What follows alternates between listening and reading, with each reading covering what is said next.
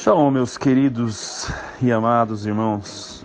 Nesse sábado maravilhosamente chuvoso, eu quero estar compartilhando com vocês uma palavra que está muito evidente agora em dia, sobre a perseguição que ocorrerá no mundo todo. Não sou eu que estou falando, é a Bíblia. Se nós formos lá em Apocalipse 3, diz que Deus irá nos tirar, não é nem guardar. Olha que maravilhosa graça de Deus, né? A Bíblia fala que Deus nos tirará da grande tribulação que virá sobre o mundo todo. Mas existe um porém, um algo muito, como eu posso dizer, singular. Ele vai tirar uma igreja santa, uma igreja que realmente o ama, uma igreja que esteja andando nos mesmos passos de Jesus. Então não adianta a gente querer reivindicar alguma coisa e não fazermos a nossa parte, vivermos uma vida de santidade, de justiça e de comunhão com Deus. O porquê eu estou falando nesse tema? Amados, é muito claro em todos os meios de comunicação que o cristianismo é a única religião não aceita por nenhuma outra religião. Por quê? Porque o verdadeiro cristianismo, ele sempre vai gerar uma acusação àquelas pessoas que não são e que estão ao nosso redor. Por quê? Não através da nossa palavra ou através da nossa voz acusando eles, mas da nossa forma de viver. Por quê? A nossa forma de viver vai confrontar a forma de viver das pessoas que estiverem ao nosso redor. Por quê, Celso? Porque o cristão verdadeiro, ele dá testemunho de uma vida santa, ele anda em santidade, ele não se envolve nas coisas desse mundo. Daí você fala, como que não se envolve se a gente está vivendo nesse mundo? Ele ora pelo seu próximo, ele ora pelos seus governantes. Ele sempre está abençoando a terra e pedindo a justiça de Deus, não a justiça dele. Porque hoje nós vivemos num meio de comunicação mas tão mentiroso que nós não sabemos mais o que é verdade. Quem é bonzinho, quem é mau, quem é mocinho, quem é vilão. Basta você escolher o meio de comunicação pelo qual você vai crer e acreditar, e esse meio de comunicação infelizmente, ele gera um partidarismo dentro de você, e você pensa que aquilo dali são notícias verdadeiras e aquelas não. Por quê? Porque hoje as pessoas elas não querem mais ouvir Deus, porque ouvir Deus implica numa vida de comunhão com Deus. Por quê? É joelho no chão, é uma vida devota, é uma vida realmente separada das coisas desse mundo. Eu quero começar lendo para vocês 1 Coríntios 4, tá? Capítulo 4, para que vocês entendam perfeitamente o que eu estou querendo conversar com vocês, beleza? Vamos lá. 1 Coríntios capítulo 4, a partir do versículo 8, que diz assim: parece que vocês pensam que já têm todo o alimento espiritual de que precisam. Estão satisfeitos e espiritualmente fartos, como uns reis opulentos em seu trono, deixando-nos bem para trás. Gostaria que na realidade vocês já estivessem em seus tronos, pois quando aquele momento chegar, podem estar certos de que nós também estaremos lá, reinando com vocês. O que Paulo está dizendo para a igreja de Corinto, né? A igreja de Corinto é uma igreja bem satisfeita, achava que eles eram cristãos, comprometidos com as coisas de Deus e que eles não precisavam de mais nada, nem de palavra de Paulo. Paulo que havia fundado aquela igreja, eles não precisavam nem do fundador daquela igreja, de tão cheio de razões e certos das suas verdades eles estavam. E Paulo fala, parece que vocês já entraram no céu, vocês já foram salvos, vocês não precisam mais de nada, vocês não precisam de arrependimento, vocês não precisam de repreensão, vocês não precisam que nós repreendamos o pecado. Amados, quando o pecado ele não é rechaçado, quando o pecado ele não é confrontado, O pecado é como se fosse um vírus, ele te pega e ele não te larga mais, porque hoje nós temos uma má interpretação do que é vírus. Nós pensamos que os vírus, eles são totalmente extirpados. Não, eles são contidos, eles são isolados, mas eles continuam no nosso corpo. Então o pecado é a mesma coisa. Nós achamos que nós já estamos curados do pecado, ou curados de alguma forma, do qual nós não pecamos mais. Cuidado, meus amados. Paulo diz assim: corra dia e noite, corra, não desista. É como você estivesse numa batalha, continua correndo, porque o único momento seguro que vocês possam dar como segurança é quando vocês entrarem no reino dos céus. Enquanto vocês não entrarem no reino dos céus, vocês estão arriscados a caírem de cara no inferno. Então, meus amados, vamos amar a repreensão de Deus, vamos amar quando alguém nos indica algo que nós realmente estamos fazendo errado. E se nós não estivermos fazendo errado, que nós aceitamos com humildade. Porque tudo aquilo que não nos pertence, eles não nos pegam. Ou seja, se alguém nos acusa de algo que nós não somos, aquilo não vai significar nada para a gente, porque nós sabemos quem somos. Nós não precisamos nos defender, meus amados. O grande problema é que nós sempre estamos num ringue, nos defendendo, batendo, brigando com alguém, e aí a gente não vai chegar em lugar nenhum. Eu quero continuar, no versículo 9 diz assim: por vezes penso que Deus nos colocou a nós, os apóstolos, bem no fim da fila, como prisioneiros prestes a ser executados, posto como espetáculo no fim de uma parada de vitória, para sermos olhados tanto pelos homens como pelos anjos. A religião nos fez ridículos, dizem vocês, mas sem dúvida vocês todos são uns cristãos tão sábios e tão sensatos. Nós somos fracos, mas vocês não. Vocês são bem considerados e nós objeto de riso. Até este momento, temos passado fome e sede, sem roupas suficiente para nos aquecermos.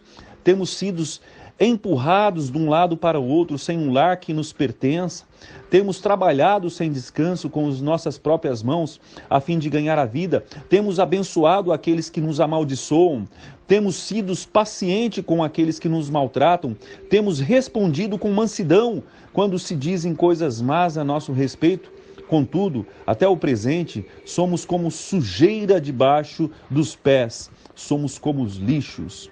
Amados, eu estou lendo, na verdade, a condição dos verdadeiros cristãos. Existem algumas linhas de cristianismo, que é os cristãos da seita, eu vou usar isso daí, da seita do Evangelho da Prosperidade. Essa seita que vai levar muitas pessoas para o inferno, muitas pessoas que creem no Evangelho da Prosperidade, porque o Evangelho da Prosperidade eles baniram Cristo.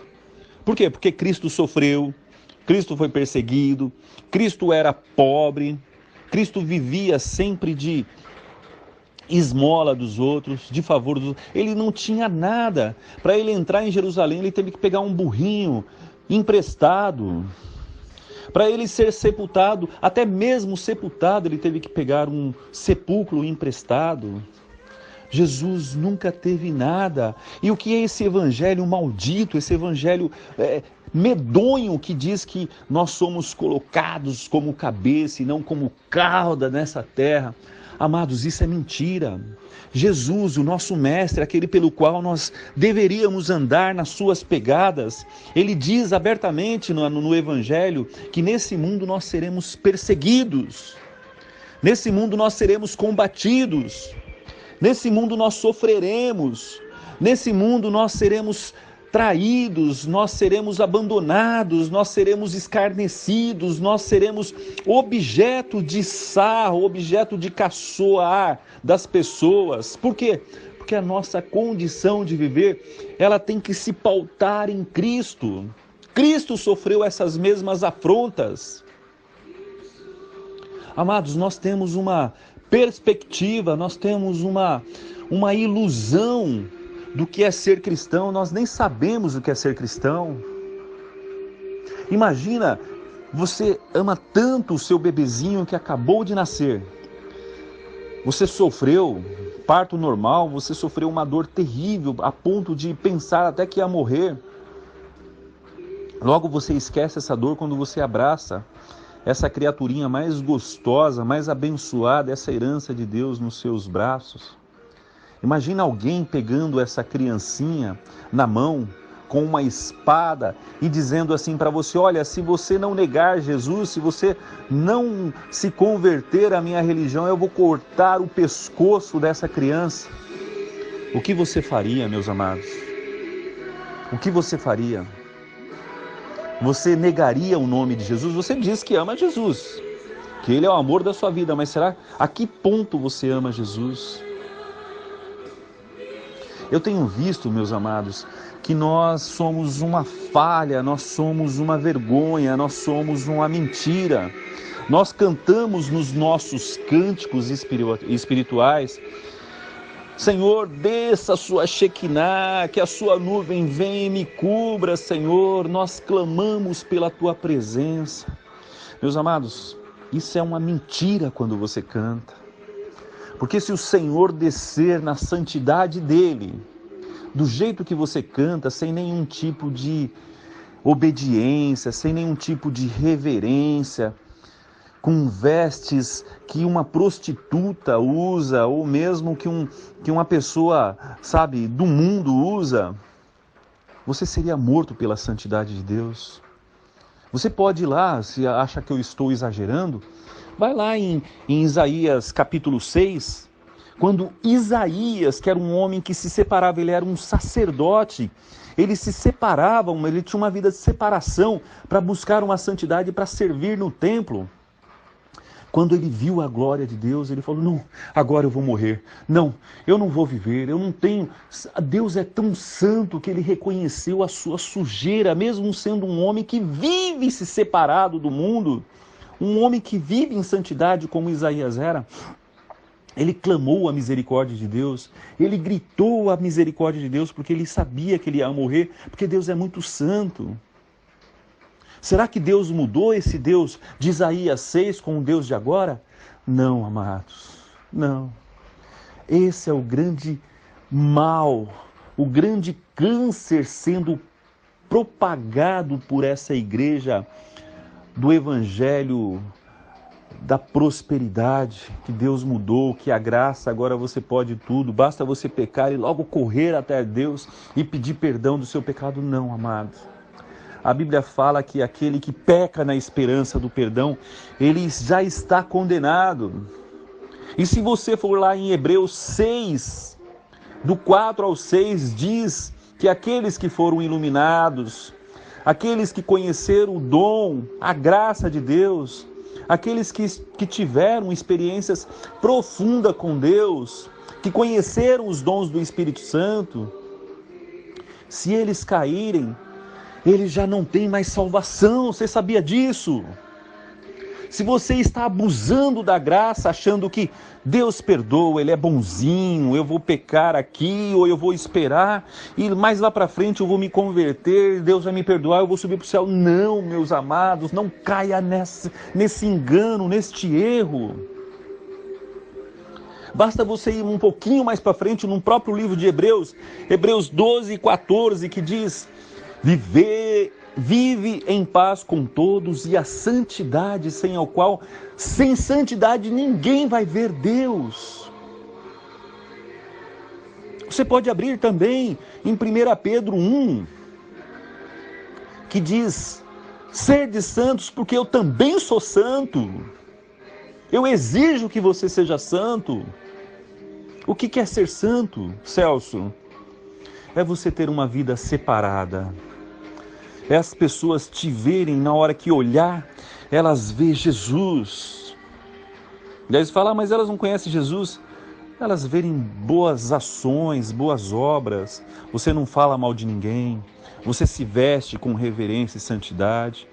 Você não mente. Você não fofoca. Você não desobedece às leis e regras estabelecidas, porque a Bíblia fala que toda a autoridade foi constituída por Deus. Você não sai na rua, que nem agora vai ter 7 de setembro.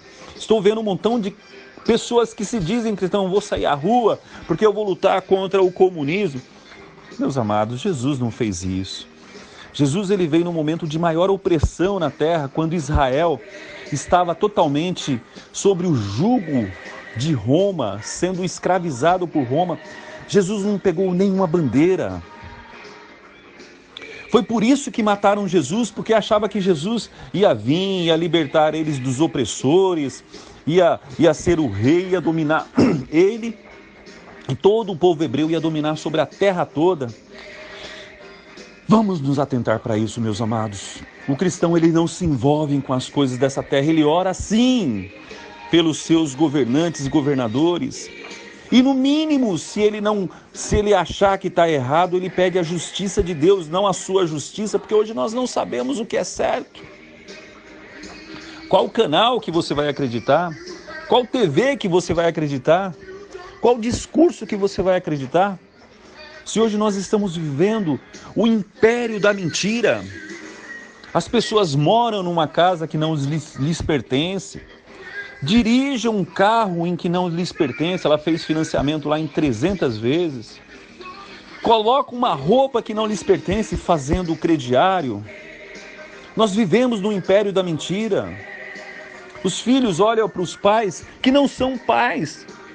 Que pai é você participar, é instruir o teu filho no caminho que deve andar, mas não, você coloca ele de frente de uma televisão e acha que, olha, eu estou dando um conforto para meu filho a ponto de comprar uma televisão e ele assistir o que ele quiser. Que império de mentira, meus amados. Deus vai cobrar cada minuto que você passa longe dele, ou cada minuto que você não instrui o teu filho no caminho que deve andar. Hoje eu vejo que é bonitinho quando os filhos, sabe, eles vão lá, mexem em alguma coisa lá que os pais não deram para eles. Vou dar um exemplo patético, tá? Tem um chocolate lá na bolsa que eu comprei para mim. Eu dei o pedaço lá do meu filho. Daí meu filho vai lá e pega. Eu pego ele sabe, criança pequena, eu pego ele no fraga, todo sujo de chocolate, eu dou risada, eu acho bonitinho, tiro até foto. Amados, isso é roubo. Vocês podem achar que eu estou sendo muito radical, mas você deu uma lei, você deu uma regra para o seu filho, não é para pegar. A parte dele você deu. Ou quando ele mexe em algo que não é dele. Ou quando ele bagunça algo que não deveria ser bagunçado, mas você fala, Celso, mas é criança. Amados, a Bíblia diz claramente, instrui o teu filho no caminho que deve andar. Ele pode errar uma vez? Sim. Pode errar duas vezes? Sim, mas a terceira vez ele já vai pensar, porque você corrigiu, porque você o instruiu, porque principalmente você foi exemplo para ele, você não faz aquelas coisas que você o está corrigindo. Nós estamos na eminência do arrebatamento, meus amados, e eu pergunto, será que você está preparado para subir, ser arrebatado? Jesus não vai buscar qualquer um, não. Jesus vai buscar a imagem e semelhança dele, aquela imagem e semelhança dele que foi destruída no Jardim do Éden, pela desobediência e não acreditar em Deus, acreditar na serpente. Jesus, através do sangue dele, ele está restaurando este povo para voltar, se tornar a imagem e semelhança dele novamente. Ele não vai buscar nada diferente, ele quer alguém como ele, porque ele pagou um preço e ele nos deu condição, ele abriu o caminho aonde nós possamos reinar com ele, sermos semelhantes a ele. Então, se você tem alguma ilusão, não, imagina, santidade ninguém alcança, santidade é só Deus. Se eu fosse santo, Deus iria me arrebatar. Sim, ele vai te arrebatar. Se você for santo, você tem razão. Mas o nosso testemunho aqui na terra tem que ficar escrito, tem que ficar proclamado, tem que ficar visível. As pessoas têm que olhar em nós e ver santidade, ver correção, ver a imagem de Deus. Se isso não está acontecendo, nós estamos em pecado e nós vamos para o inferno. Nós somos os piores do que as pessoas que não conheceram Jesus. Por quê? Porque nós relativizamos a santidade de Deus. Não, isso eu posso, isso eu não posso. A gente escolhe o pecado que nós queremos cometer. Nós escolhemos, não, esse pecado não é tão pecado, né? É uma mentirinha, eu só estou brincando de mentir. Amado, mentira é mentira. Quando você mente, você está se tornando filho do diabo. Em João está dizendo isso, João 8,44, vós mentirosos tende por pai ao diabo e querem satisfazer os vossos desejos da carne, porque o diabo, ele é mentiroso desde o início. Porque o grande objetivo do diabo é falar assim, ó, vai lá meus filhinhos, façam o que vocês querem, eu não te proíbo fazer nada. Por isso que as pessoas não querem Deus. E aqueles que querem, eles querem somente um Deus parcial, naquilo que não lhes toca, naquilo que não lhes proíbe, naquilo que não lhes toca, aquilo que eles querem fazer. Eles escolhem o tipo de vida que eles querem manter, mas eles vão na igreja final de semana, você entende? Dia de semana, vou assistir meu joguinho. Dia de semana, vou jogar o meu futebolzinho. Dia de semana, que mais? Eu vou trocar ideia lá com os meus amigos. Dia de semana. Amados, não existe tempo ou dia de adorar ao Senhor. O sábado que Deus mandou guardar, ele é todos os dias. Lembra-te do dia do sábado para santificar a todos os dias, meus amados. Se você tem uma ilusão mentirosa na sua cabeça, que só no sábado você vai buscar o Senhor, que só no sábado você vai ir na igreja, que só no sábado você vai separar um dia para estar com Deus, e dia de semana você tem autorização para poder fazer todas as outras porcarias, você está num engano terrível e você vai cair de cara no inferno. O inferno, ele é real. Acreditem em mim, a pessoa que mais pregou sobre o inferno é o próprio Jesus. E Jesus jamais mentiria, não se achava nenhum tipo de mentira na sua boca. A minha intenção é muito interessante, né? Eu foco um objetivo pelo qual eu trago a palavra e Deus traz outras coisas, né? Por que eu estou trazendo isso? Amados, nós estamos vendo em todos os meios de comunicação como que é um governo sem Deus, um governo que abandonou Deus, um governo em que eles querem satisfazer os desejos do coração de cada um e não os desejos de Deus. O porquê eu estou dizendo isso? Eles não quiseram um pseudo porque tem as suas falhas e tem muitas coisas erradas também. Eles não quiseram um governo, vamos dizer assim, teocrático, um governo de um homem que aparentemente, porque eu sei que não, aparentemente tinha um temor, era um conservador que era Trump. Eles colocaram um Biden. Olha os absurdos que aconteceram, meus amados. Ele está incitando a Terceira Guerra Mundial, ele está se armando até os dentes e está, como eu posso dizer, dando motivo para duas das maiores potências do mundo também se armarem, porque ele está incitando esses países, Rússia e China, e o mundo todo está se armando. E agora, terrivelmente, eles saindo do Afeganistão, meus amados, vocês não imaginam a perseguição, porque na verdade o objetivo principal, vocês podem acreditar no que vocês quiserem, mas o objetivo principal dos governos mundiais é tirar Deus da reta, é entregar os seus comandos ao diabo. Tanto que, se eu estiver mentindo, vocês vão lá na tentação de Cristo, quando Jesus foi para o deserto a ser tentado por o diabo, Jesus falou assim, todo esse reino te darei. Por que ele falou para Jesus, todo esse reino te darei? Porque hoje, ele só não tem todo o reino, porque ainda existe uma igreja, ainda existe um Deus separando aqueles que verdadeiramente o quer, aqueles que entenderam que nós somos peregrinos e forasteiros nessa terra e que nós estamos aqui de passagem. Então não foi dado todo o governo ainda para o diabo, mas na hora que a igreja for arrebatada, meus amados, o que está acontecendo lá no Afeganistão, eles estão batendo o Talibã, que traduzindo é estudantes, né, da lei máxima da Sharia, a lei máxima islâmica, né? Eles estão batendo de porta em porta, e os que são cristãos têm que pagar um pedágio, uma taxa para ele, mas mesmo assim eles estão roubando as crianças, as mocinhas, desses cristãos, até mesmo as suas esposas, e as tornando escrava sexual. E os homens muitas vezes eles estão cortando o pescoço. Está acontecendo isso agora no Afeganistão. Que o objetivo, volto a dizer, não tem nada a ver briga de governo, só tem o único objetivo do governo mundial é tirar Deus de reta, é passar o domínio dessa terra totalmente ao diabo. E isso está próximo a acontecer, porque Deus vai permitir isso. Por quê? Porque o homem o rejeitou. Ficou mais claro e mais evidente para Deus, o homem não quer Deus. Então o que Deus vai fazer? Ah, não, vocês não me querem? Então tá bom.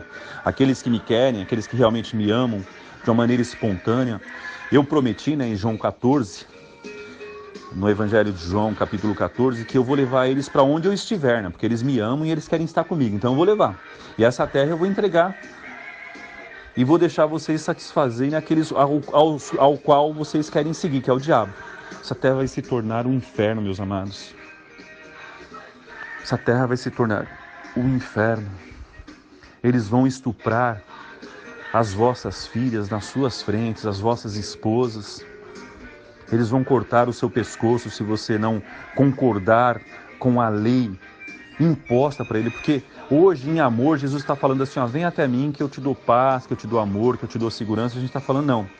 O diabo já é o seguinte, você tem que me adorar, porque senão eu vou cortar seu pescoço. Com o diabo não tem democracia. Com o diabo é exatamente uma imposição. Você vai ter que fazer, senão eles vão cortar o seu pescoço, senão eles vão te matar. Você está tendo oportunidade hoje de escolher o céu, não é nem Deus, é escolher o céu ou o inferno, escolher a salvação ou a perdição. E automaticamente, se você amar Deus, Deus vai te levar para Ele, porque o objetivo de nós sermos criados é termos comunhão com Deus. Eu quero ler uma passagem para vocês aqui de uma cristã que ela não negou o nome do Senhor Jesus, uma cristã primitiva. Quando o governo de Diocleciano, governo de Roma, ele impôs a sua lei, quem não se voltasse aos deuses pagãos da antiga Roma, eles matavam, E o nome dessa cristã era Julita. Ela vivia na cidade de Icônio, que hoje, atualmente, nós conhecemos como Turquia, Ela era uma senhora riquíssima da alta aristocracia e cristã, que se tornara viúva logo após ter dado à luz a um menino. Ele foi batizado com o nome de Ciro. Tinha 3 anos de idade quando o sanguinário imperador Diocleciano começou a perseguir, prender e matar os cristãos. Julita, levando o filhinho Ciro, tentou fugir, mas acabou presa. O governador local, um homem cruel romano, tirou-lhe o filho nos braços e passou a usá-lo como um elemento a mais na sua tortura.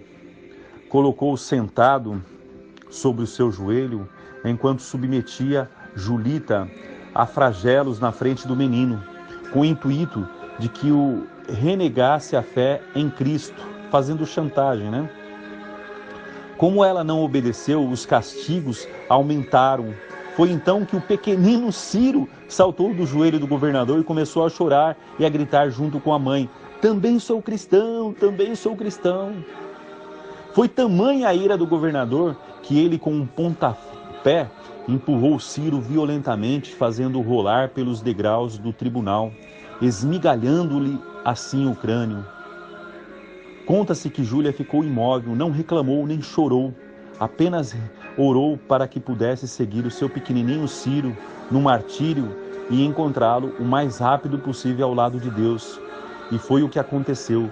Julita continuou sendo brutalmente espancada e depois foi decapitada. Era o ano de 304. Amados, isso é o verdadeiro cristianismo, meus amados. Hoje nós dizemos que nós somos crentes, que nós amamos Deus, mas será que nós somos crentes realmente, a ponto de morrer pela causa, pela bandeira cristã? Hoje muitas pessoas em vários lugares estão sendo decapitados, presos, espancados. Eles estão tacando fogo, lá na Índia eles tacam fogo em cristãos, eles entram fuzilam os cristãos que estão orando na igreja. Na China, eles estão destruindo os templos, prendendo e levando os cristãos para campo de concentração.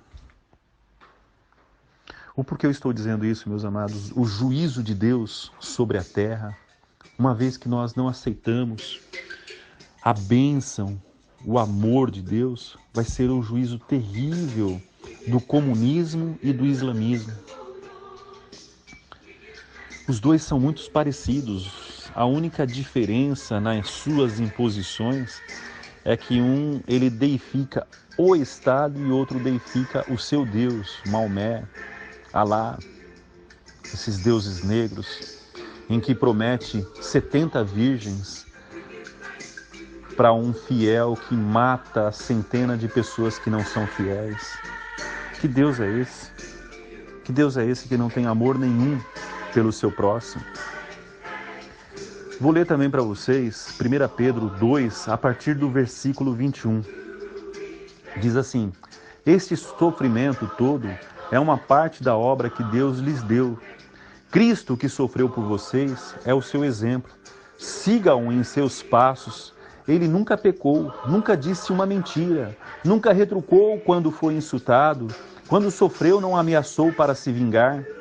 Deixou o seu caso nas mãos de Deus, que sempre julga com justiça. Ele carregou pessoalmente o fardo dos nossos pecados em seu próprio corpo, quando morreu na cruz, a fim de que possamos morrer para o pecado e viver daqui em diante uma vida santa. Pois os seus sofrimentos curaram os nossos. Tal como ovelhas, vocês vaguearam longe de Deus, mas agora voltaram para o seu pastor, o guardião das vossas almas, que conserva a salvo de todos os ataques. Para terminar, eu quero ler 1 Pedro 3, a partir do versículo 10. Se vocês quiserem uma vida feliz e boa, mantenham domínio sobre a língua e guardem os lábios de dizerem a mentira. Desviem-se do mal e façam o bem. Procura viver em paz, mesmo que tenham que correr atrás dela para agarrar e segurá-la. Pois o Senhor está observando seus filhos, atento às suas orações, mas o rosto do Senhor se endurece contra aqueles que fazem o mal. Geralmente, ninguém lhes fará mal por vocês desejarem fazer o bem, mas mesmo que o façam, vocês devem ser invejados, pois Deus os recompensará por tudo isso. Tranquilamente, entregue-se aos cuidados de Cristo, seu Senhor, e se alguém perguntar por que vocês creem assim, estejam preparados para contar-lhe e façam-no de uma maneira amável e respeitosa.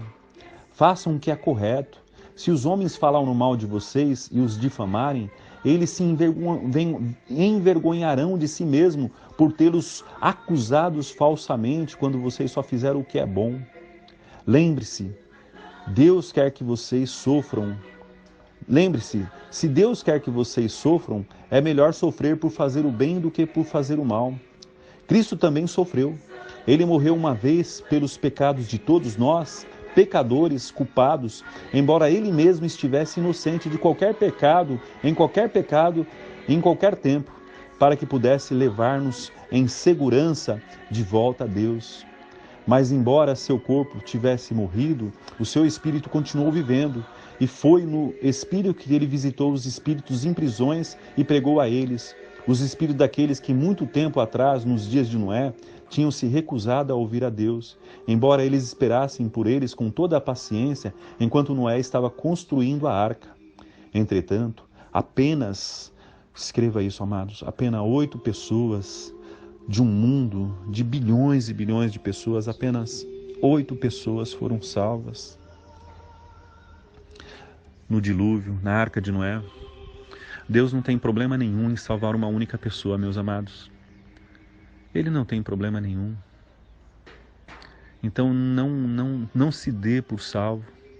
Busque desesperadamente a salvação. Busque desesperadamente a santidade. Busque desesperadamente viver como Cristo. Porque nós seremos provados. A provação está chegando, meus amados. Eu não sei dizer se esse estado totalitário vai ser antes ou depois do arrebatamento. Mas que estejamos realmente com os nossos corações guardados, para nunca negarmos ao nosso Senhor. Pois a Bíblia diz, aquele que me negar diante dos homens, eu negarei diante do meu Pai que está nos céus. E o que está em jogo é a nossa alma. Bênção e maldição, vida eterna ou morte eterna, céu ou inferno. Que hoje nós possamos nos arrepender e buscar uma vida de comunhão com Deus, não uma vida falsa do jeito que nós temos. Que Deus tenha misericórdia de nós no dia chamado hoje, no poderoso nome de Jesus. Amém.